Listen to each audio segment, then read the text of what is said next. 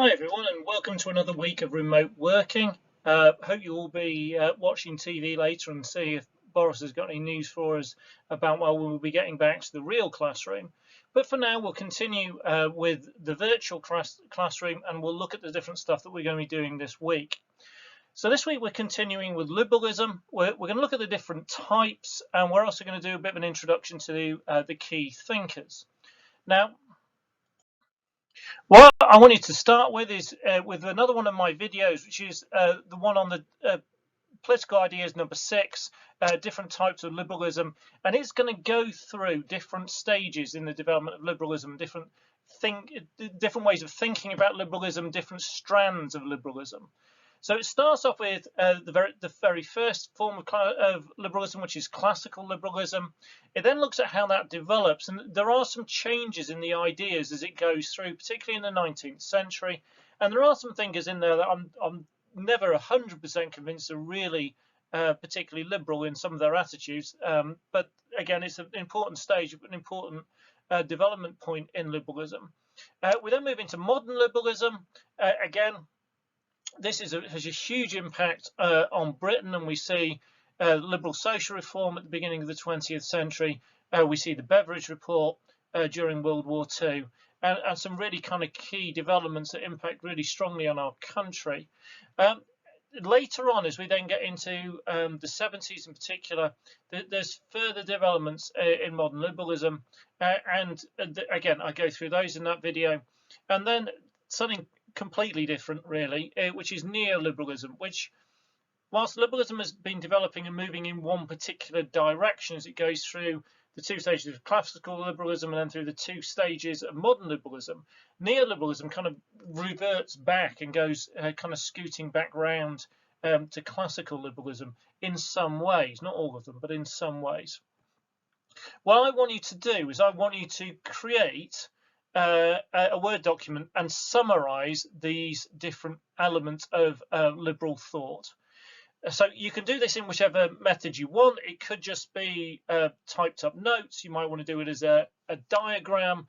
You organize it how you feel best, but you need to include those different elements. You need to use the video. It's a slightly longer one. You're probably going to want to watch bits of it, stop it, go back, and so on, just to make sure you've got some really good detail in there on these, because they are really important when it comes to the assessment that we'll be looking at on liberalism and with all the different political ideas as we go forward. Right, your next task is using the liberalism booklet. You're going to read pages 16 to 18. Again, these go through the different strands, different types of liberalism. They go through classical liberalism onto modern liberalism, talk a little bit about some of the key thinkers, and it's all kind of backing up the other stuff that you've been looking at on the video. So there's a bit of reading to do to go on top of your watching, and then you'll get on to tasks 11 and 12. Task 11 has got you doing some definitions. Task 12 has got some different liberal ideas, and you have to connect that to a type of liberalism and explain how it fits with that type of liberalism.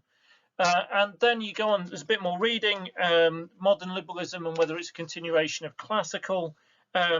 There's a kind of a chart which looks at whether liberalism has abandoned some of the classical liberal ideas.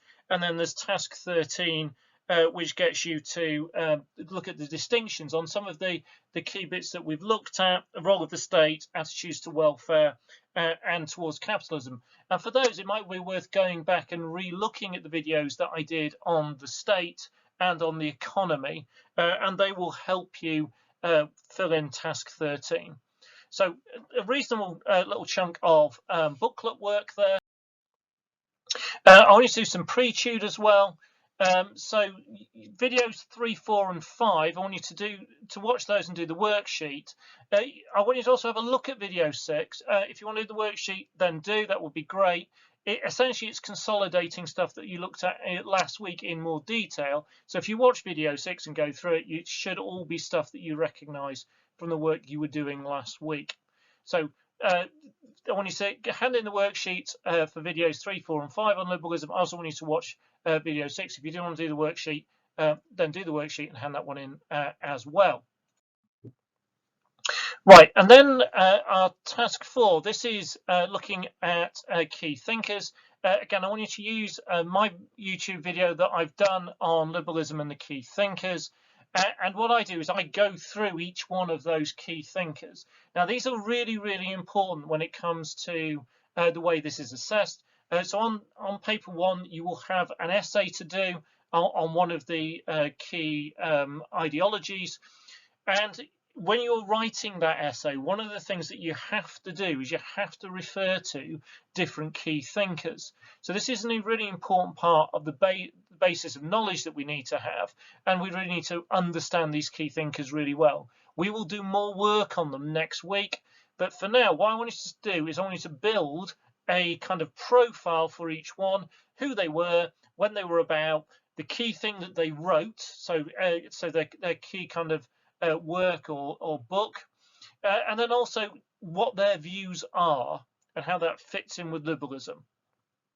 So again, you want to watch this the video kind of section by section, make notes as you're going through, and I want you to create these profiles. Again, I'm not going to impose a kind of a scaffold on you. You can do it how you would like.